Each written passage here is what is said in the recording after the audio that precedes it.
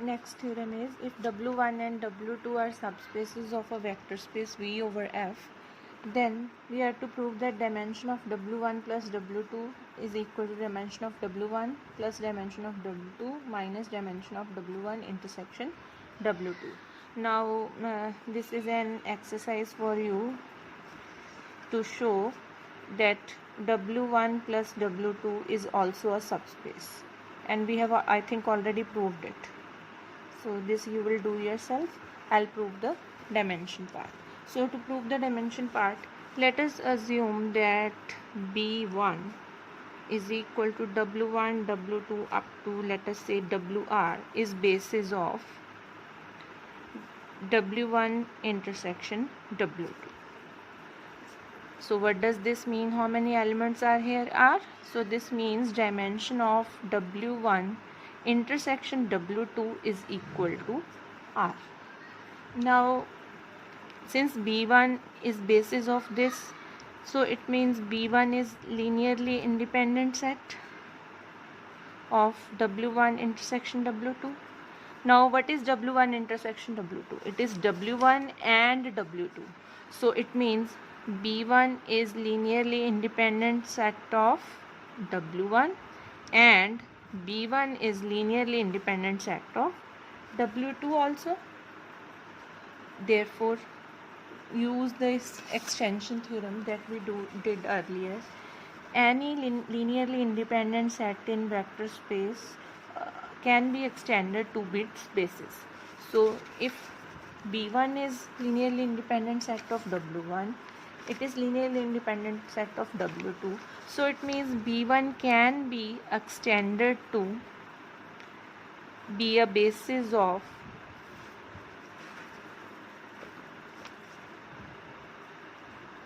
W1 and W2 both. So let us extend this B1 to B2 to be basis of, let us call this as basis of W1 and added fuel. Why I have added n minus r elements? So to make dimension of W1 as n, now these all are n elements. R elements are here, n minus r I have added, total elements become n. So dimension of W1 is n. Similarly, to make dimension of W2, let us say m, we are to add how many elements now? If we already have r elements, so we will be adding, say now I will change the name, V1 up to Vm minus r. Now these total will become m elements. Now let me consider a set S which is union of B2 and B3. So how will it look like? It will be W1 up to WR, all the UIs up to UN minus R, and all the VIs up to VM minus R. Now what I will do, I will prove that this set S is actually the basis of U1 plus U. Alright. So we will prove that S is basis of U1 plus W1 plus W2. So first of all, let us observe that linear span of S is contained in W1 plus W2. Why? Let us see. Now look at this B2. B2 is a basis of W1. So B2 is contained in W1. Similarly, B3 is a basis of W2. So it is contained in W2. But W1 is contained in W1 plus W2. What was W1 plus W2? If you recall, all the elements of W1, all the elements of W2. So this is also contained in W1 plus W2. So it means B1, B2 union B3, that would also be contained in W1 plus W2. So this means, what is B2 union B3? This is B2 union B3, set S. So it means S is contained in W1 plus W2. It means linear span of S is contained in W1 plus W2. First part is okay. Now we are to prove that the second part, W1 plus W2, is contained in linear span of S. So how we prove it? We take a random element from W1 plus W2 and we try to prove that it is in linear span of S. So how will this Y look like? Y from W1 plus W2 is, it will be some Y1 plus Y2, where Y1 belongs to W1 and Y2 belong to W2. So now this Y1 is from W1. So can I write this Y1 as summation? Let me write AT WT's T from 1 to R, these. Similarly, can I write this Y2? Y2 is from this W2. This is the basis. So can I write this as this WT's plus these also. These will be from let me call this BP UP's P from 1 to n minus r. This is all Y1 plus Y2. Y2 is linear combination of these all and these all. So I will write Y2 as, let me say, CT's WT's T from 1 to R, and let me write these as DQ's, these all V's also, VQ's Q from 1 to M minus R. Alright. So now let us combine this and this. So we will have T from 1 to R, AT plus CT, WT plus these all, P from 1 to n minus R, BP, UP plus all these, Q from 1 to m minus R, DQs, VQs. So what we did? We proved that a random element from Y, from this W1 plus W2, it is linear combination of elements. Which elements? These WI's, W1 up to WR's. These U's were U1 up to UN minus R. And these Q's, what were these Q's? These Q's were V1 up to VM minus R. So can you observe this set? Isn't it set S? So that is what all we needed to prove. We took a random element from W1 plus W2. It has been proved to be belonging to linear span of S. So combining this 1 and this 2, we can conclude that linear span of S is equal to W1 plus W2. So first part is okay. As to prove this basis, we have first proved this. Now in order to prove this as basis, what is left? Now we will prove that S is a linearly independent set. So how we prove linearly independent set? We write the linear combination of elements of S. Look, these are elements of S, and what would be their linear combination? Their linear combination will be, let me call alpha 1 W1 so on up to alpha R WR plus let me call these are betas, beta 1 U1 up to beta n minus R UN minus R's, and these V's, let me say them as gammas, gamma 1 V1 up to what? Gamma n minus R VM minus R. Now if all these scalars came out to be 0, then our set will become linearly independent. Now observe carefully. I am writing this whole quantity as X.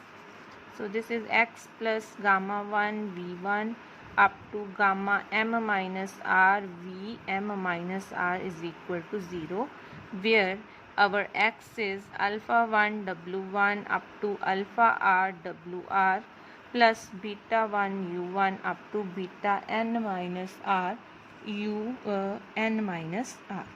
Now can you observe something? Now this X is linear combination of all the WI's, all the UI's. What are wi's and ui's? It is b2. What is b2? b2 is basis of w1. So what does this mean? This means x is in linear combination of basis elements of b2, so x belongs to w1. All right, now again come to this equation. I am taking these all gamma terms on the other side, so x will be minus gamma 1 v1 up to minus gamma m minus r v m minus r. Now observe, what are these vi's? v1 up to vm minus r.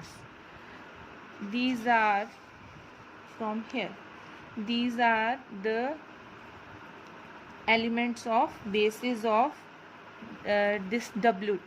So therefore this x also belongs to w2. So combining this and this, we can conclude that x belongs to w1 intersection w2. So if x belongs to w1 intersection w2, it means x can be written as linear combination of basis of w1 intersection w2.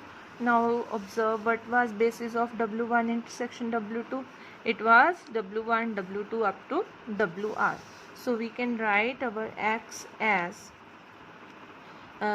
say some t1 w1 t2 w2 up to tr wr for some TRs. These all scalars are from field. Always, if I forget to tell you, please remember, alpha is are from field, beta is are from field. Every time we write scalars, they are from field. Okay, so okay, now we have written x as linear combination of basis elements of w1 intersection w2. Now come back. So call this equation as equation, this equation as equation A, and this equation as equation B. So you can equate the both the equations. So we can write T1 W1 plus T2 W2 up to TR WR is equal to minus gamma 1 V1 and minus gamma 2 V2, so on up to minus gamma M minus R V M minus R. Take all these terms on this side. This will be T1 W1 T2 W2 TR WR plus gamma 1 V1 plus gamma 2 V2 up to gamma M minus R V M minus R is equal to 0. Now look at this thing. This is linear combination of wi's and vj's, है ना? So what are these elements from? All wi's, all the wi's and all the vi's. These are the elements of basis B3. These are linear combination of elements of basis B3. Since this is a basis, B3 is a basis, so this has to be linearly independent. This linear combination has to be independent. So all the scalars has to be zeros. So Ti is 0 for all I and gamma j's is 0 for all j's. These all scalars has to be 0. Alright. So let us put all these values back here. Here we have obtained all the gamma j's as 0. So all the gamma here in equation number, let us say C, the starting equation, we have obtained all these 0. So what we will be left with?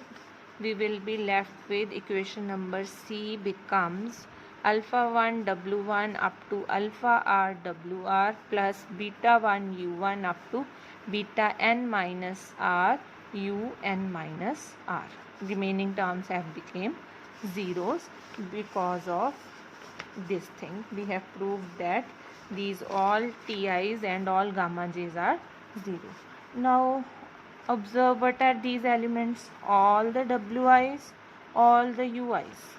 We call this thing all the WI's, all the UR's. These are elements of basis B2. So we have written linear combination of elements of basis B2. Again B2 is a basis, so this has to be linearly independent. What does this mean? All the alpha j's, alpha i's has to be 0, all the beta j's has to be 0 for all ij. Only then this will be, combination will become 0. So what we have concluded? We have concluded all alpha i's are 0, all beta j's are 0.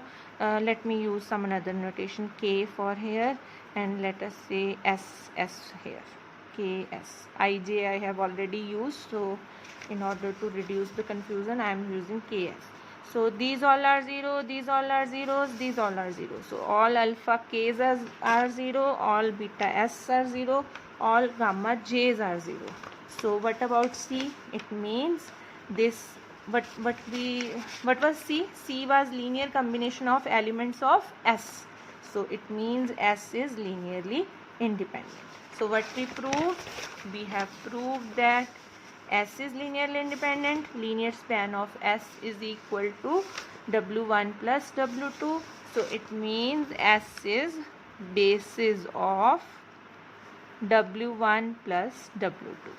And what would be dimension of W1 plus W2 then? How many elements are there in S?